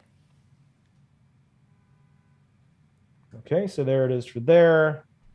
And then we'll do another export. So there. Solved. Yep. I'm guessing, by the way, when you generate, when you create a token here, that it's not just spinning this out and forgetting about it. The Consul cluster and the servers must be aware of this token, right? So this should pop up in the UI. Yep. Over here under tokens. Precisely. Yeah. Yes. Cool. Yes. The Chuck E. Cheese tokens are working. Okay. So this is what I wanted to go through with you, and you got there anyway, so we're good. So if you click on the tokens. Okay. Yeah. You click on the one, not the one you're using. You're using the Bootstrap token, but use the node identity. So you'll notice there's a policy attached to it at the bottom. Yeah. I don't see a policy. So you see actions under name and actions. Name and actions. Underneath policy, underneath the drop down.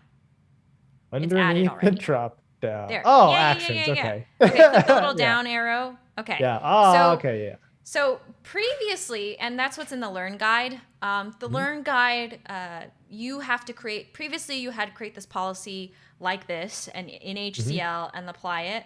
And then, you had to do this all yourself. Now there's a nice wrap, the CLI wrapper that has the node ID, so that you can just pass it through, and then it auto generates this policy. The policy is saying, if the node has the name IP-10.255-2.84, they have write access to Consul DC1. Okay.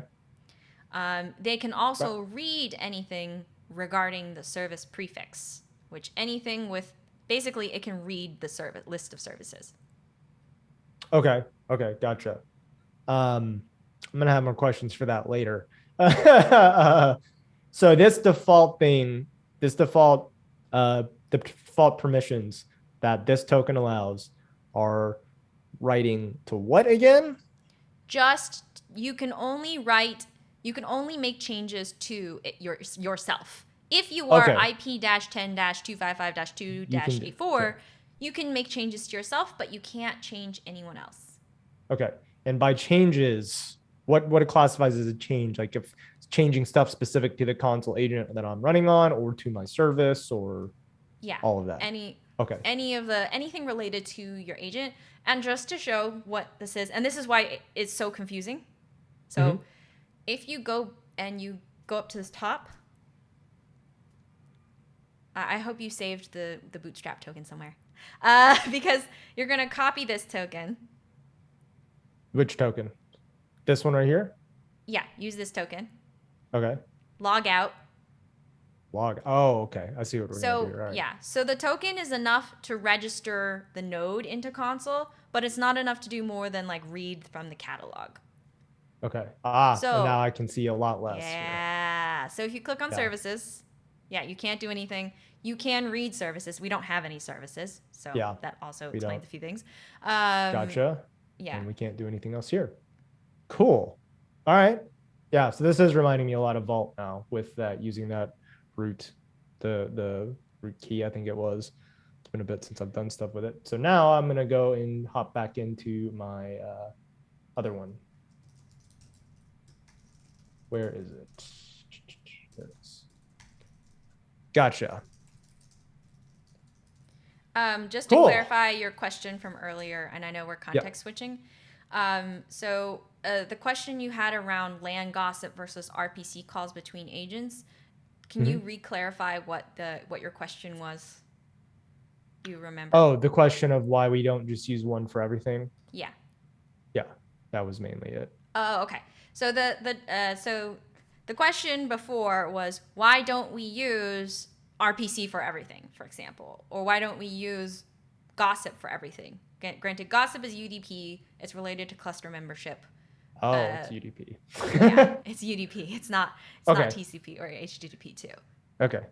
Yeah, but if anyone has particular clarifications on that, so it's UDP with fallback to TCP for gossip. But I assume there's some performance. It is using gossip protocol, and I assume that is not something you necessarily. It's not necessarily ideal with RPC specifically. Although I'm going to leave it to the experts to confirm why the architectural decision was made to separate cluster membership and gossip on UDP and not necessarily standardize on UDP / TCP specifically. Is it? Yeah. Is it just, this is just me doing brain connection stuff that's probably incorrect, but is it because the TLS deals with registering services, that's a must, and so therefore we don't want to depend upon gossip, whereas gossip slowly propagates throughout all the nodes, and so there can be a bit of a delay around it? So I'm going to wait just to make sure we confirm on that one, because I don't want to say something and then we're not correct. Okay. There might be a better explanation for it, but since Blake is in the chat, I did want to raise the question again so that we can come back to it. Okay. Gossip makes very ephemeral, short-lived connections. RPC connections are long-lived and exchange larger amounts of data with the servers, which require more reliable transport mechanism like TCP. There we go. Okay. Thank you. Sweet. I'm going to copy that and put it in my diary. No, but I actually am going to make that as a note for later. Yeah. Cool. That is thank you. That is a very concise explanation. Thank you. Yes, I much that appreciated. is.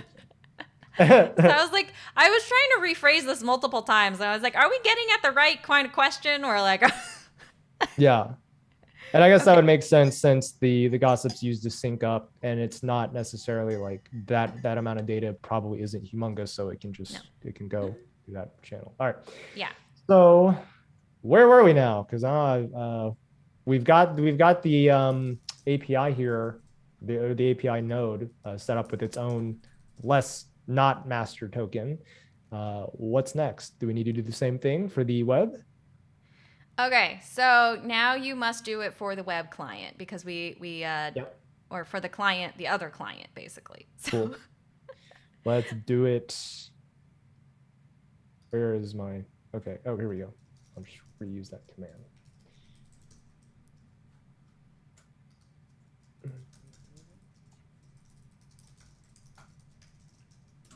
So here's our next one. I'm just generating that token. And now if I can recall the steps, we added that agent block.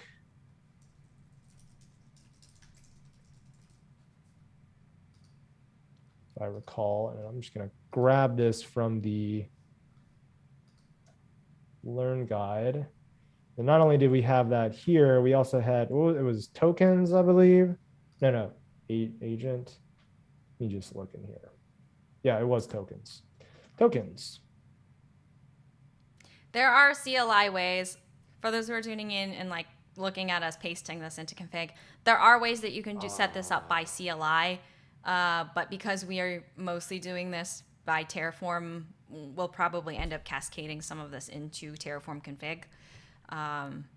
So yeah, that's just because of our for our own. Yeah, through Terraform config, this is going to be way faster.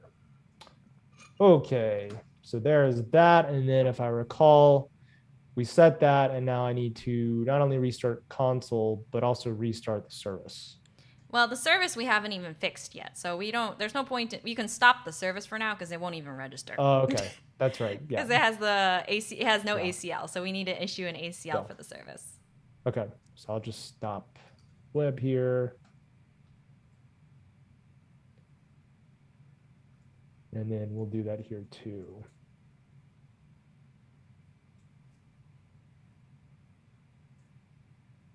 Okay, you know what? Thing. Okay. All right, so that means that we should, going over to this UI, be able to see this new token in here. Yep, there's the new token. And now we can see the 3 nodes, whereas before we could only see 1, then 2, and now 3. Yay! So let's see if we can do this in the next 10 minutes, which is let's see if we can add the ACLs to the services on machines. All right. I assume we could do Consul. I assume we could do Consul ACL token create dash service identity. Where? And can you say that all again? Okay. So just like you created node identity, the ACL tokens for node identity, I think you can also do, Consul ACL token node service identity. Yeah. Service identity. Here it is. Yeah. Nice. Yeah. So it wants the service name and the data center. Okay, cool. Nice. And as per Blake's suggestion, service is service data center is optional for service. So. Oh. For consistency, we should just do it. Yeah, I'm just gonna leave it. Yeah. Okay. So here's for the first one. Yeah. So is the block. Side note, if the service is registering itself to Consul, then you need to give the service its own token. If you're registering the service using some form of automation, then the automation needs to provide the service's token registering the service with Consul. Say the last part again. So remember we talked about service auto-registering itself versus automation registering the service? Yeah. This is Like, kind of a fun word play here since they're both include the word auto, but yeah. so there's the service registering itself Mm-hmm. versus some automation pushing the config out to the service, and the service then registers with Consul. Yeah. Which is what we're doing. Right. So similar. So you're saying that goes. when I go back and rescript this, the process is going to be different. When you script this, the process will involve this command. Yes. Yeah. So you're good. Let's just do it. It'll probably make more sense as I get it under my fingertips here. Okay. Yeah. So let's do this. And that way you try this, and then we'll talk a little bit more about it. Okay. Yeah. So we need to go over here, and I'm assuming open up the API config file, and I'm assuming there's a block here that we're going to add. Yep. Service. Where's the service definition? Service registration. I think it's just token. Yeah, I think it's just token at the top level. So just under. Yeah, there you go. Yeah, token. Token. Okay. Oh, well. That's way easier. Okay. So now we should just be able to start it, right? Yeah. Cool. And once that's up, we should see that pop into the UI up here, right? Well, I don't know. You have to let's look at the logs first, because we don't know what the heck. We don't know what the heck we've done. So let's just take a look at the logs first, and then.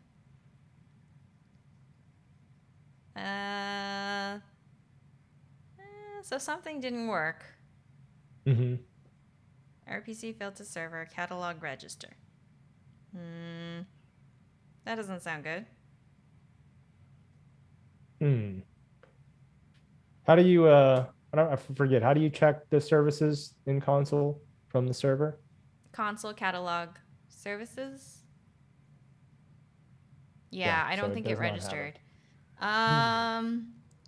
Wait, it was curl. Can you curl remember when we did the V1, what is it? V1 services catalog from the last time? Yeah, I don't remember the exact. Yeah, I think it's that one.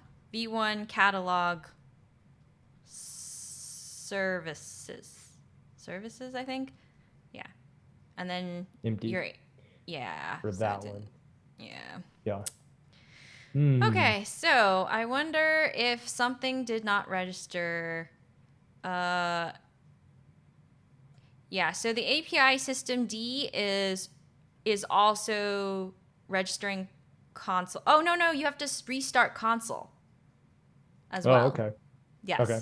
Thank you for reminding us, Blake. So API service just restarts the service, but it doesn't restart Consul or do a Consul reload. So. Oh, okay. Yeah, we could have done a Consul reload. So we have to. Yes. So even though we changed that, we needed Consul to pick up the changes with the token we just did. Yes. So we needed to do a Consul reload. We're just restarting Consul, but we could have just done a Consul reload. Okay, that's right. Because services can be reloaded. Yeah. Cool. Okay, so that looked like it worked. Yay! Cool. Yep. So that's there. Oh, and here's the API service. It's back. Okay. Before we move forward, please look at the token and let's examine the policy for service identity. Okay. Which token was that? E2? Well, if you look at it, right, there's service identity API in the UI. Oh, yeah. I guess I could look at that. That works. Okay. So a few things. Service API policy right. It can update itself, right? We do not have a sidecar proxy yet. We're not doing mesh. We will enable mesh. I promise everybody. That's November. That is currently planned for November. We are going to do it. We're just making sure that we have the operational piece established a bit more. So API sidecar proxy, from a least privilege view, we might remove it. And this is what Blake was mentioning earlier in the chat. We might remove that just because we're not doing anything with it. We don't have an API sidecar proxy right now. I think we'll leave it for now because we'll probably enable it later. But we do need it for later. Service prefix, it will be able to read the services in the catalog, and it'll be able to read the nodes in the catalog. Cool. So do stuff with itself, eventually write to the sidecar once we have that, but that doesn't exist right now, so it doesn't matter. And read anything with the service prefix and anything with its own node prefix. Yeah. Cool. So then we need to do this all again for the web one, right? Correct. All right. Let's do it. We're almost there. We have 3 more minutes and then... Oh, no. Okay. No, but it's actually a really good thing because we were planning ACLs for the next time, but we actually got through ACLs today without, like, crying. So that's good. That is very good. I'm crying on the inside. I don't know what you're talking about. Why are you crying on the inside? What happened? Why are you crying on the inside? Well, I have memories of Chuck E. Cheese and getting lost in the ball pit and not being able to find my way out. Oh, no. Oh. All right. Oh, no. So... So sad. Okay. So then just token. And we should just be able to restart console. Cole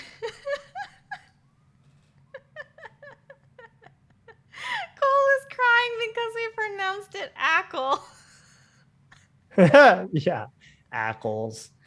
ACLs. It's Now like you people that can't call unhear AMIs Amies. Like Amies and Amies. ACLs. I heard Amies. Amies and ACLs. It sounds like some sort of like ice cream shop you would stumble upon.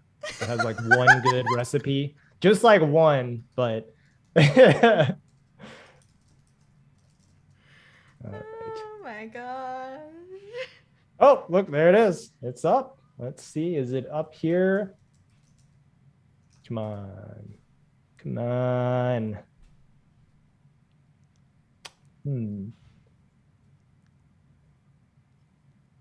Now, what I haven't done yet is I didn't restart the, because, okay, my bad. I forgot that Sorry, I wasn't paying attention. I did everything except start the actual service. Because we turned it off? Did we turn? Yeah. Oh, yeah, we did turn it off because it was so noisy. Yeah. This should pop up here.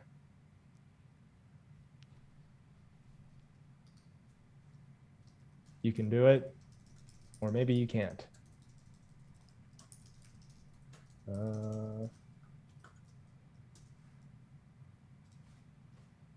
Okay, what did I, okay, let's just try to restart console again. Maybe no, it's just the console reload, Oh, well. Oh, well. Wait.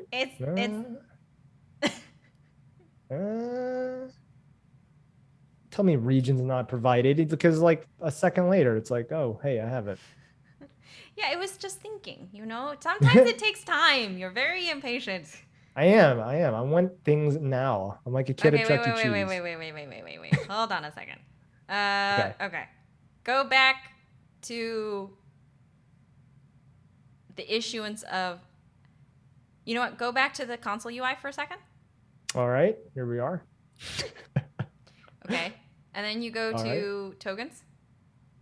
Here is the tokens. And then... Oh, what did I do? Okay. I don't think you actually created it. No, I didn't. I made one for a node identity. I just completely spaced. Wow. Okay. I'm going to go just uninstall console right now.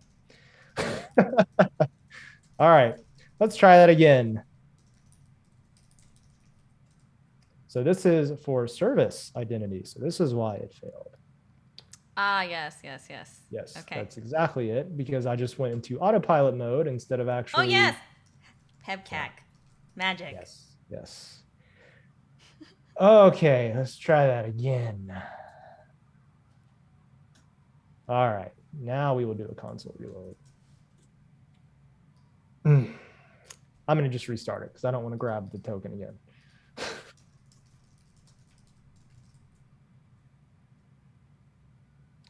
All right, so that should start doing it.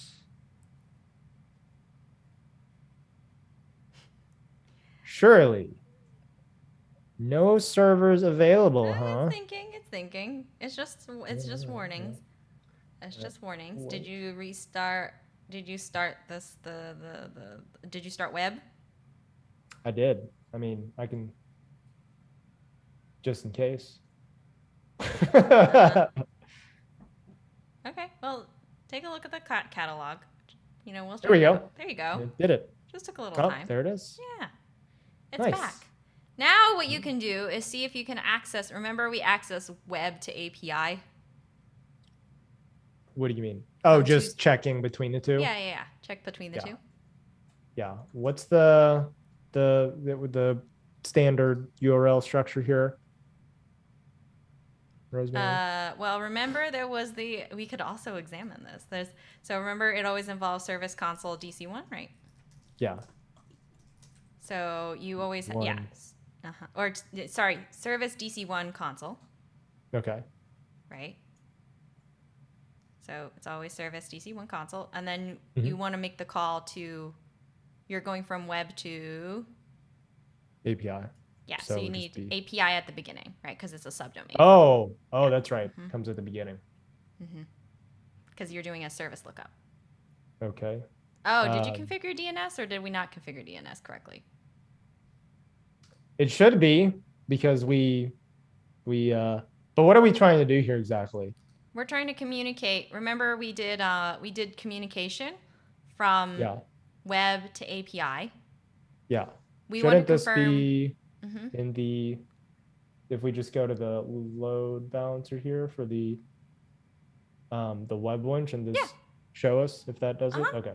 Yeah, we could also do that. We just basically we turned on. Yeah, see, that's where I'm saying there's a little bit of a disconnect here. We turned on ACLs. Did we break something? Right. Yeah. And the answer is, I believe we did, because ACLs are now on. So does that affect DNS? It looks like it affects something. Yeah. Yeah. So it affects DNS too. Yeah. So when I said when we would turn ACLs on, it would break everything, we have to go through and we have to evaluate what is breaking. It breaks DNS as well. Gotcha. But we do have it now so that if you were to just go to the load balancer, you wouldn't be able to do anything. And that's cool. Nice, because this is an incognito tab. Yes. So we are five after. I think we're going to leave it here. We'll leave you all in suspense. And then what we'll do for the next one is we'll go in and we'll add we'll fix the ACLs, the ACLs. I'm just gonna keep saying ACLs just because there's so much grimacing. Next time what we'll do, and we're streaming again in I think October 1st, is that the next one? Yeah. So we'll be on again October 1st. The next one we're going to do, we are going to fix the ACLs for DNS because we did break it.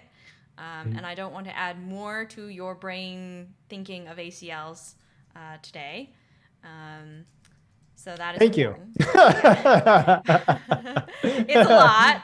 And then we'll actually secure agent communication further by using an external CA. I think we'll probably end up using like HashiCorp Vault just to make it easier on ourselves, probably. Okay. Yeah. I see. HashiCorp Cloud Platform Vault just to make it easier on ourselves. But we're not going to go through Vault technicalities, I think. Cool. That sounds good. Well, this is quite a bit. So what we did at this one then is we got the communication set up for encryption with Gossip. And we now know that that is for shorter, smaller communications. And then we set up encryption for TLS between the server and the client. And that one is for registering services. And it uses a different one because that connection can allow for larger communications. And then we got into ACLs, which are not quite a firewall, and you shouldn't use them in place of a firewall, but they are how you lock down the API and access to the API of Consul. So, yep. Sound all correct? That is. Good job. So we've started ACLs. We didn't break everything. We fixed a number of things. We'll fix one more thing. And, we appreciate all of you tuning in. I apologize for those who tuned in late. Late Friday stream is always a little bit rough, but we do these first and third Fridays every month. So the next one, we're going to finish off the ACLs, and then we're going to finish out the agent communication, securing the agent communication with an external certificate authority, because Cole is much better at explaining certificates and keeping track of them than I am, because I need like a chart and multiple post-it notes just to keep track of certificates, I'm telling you. And so that way, hopefully we'll get that sorted. And then the next one after that, Cole will be at KubeCon. And so I will be sad and alone. So I asked someone to join me, and someone from the education team is going to teach me how to do Consul auto-config, which makes all of this easier so that we don't have to worry about it so much. With that, if anybody has any questions, feel free to drop us a note. Thank you to our moderators, as well as the folks tuning in. You can always check out the clips on Twitch, and you can check out our playlist on YouTube for chapter notations as well as additional references. With that, thank you very much for joining, and we'll see you on the next Getting into Consul.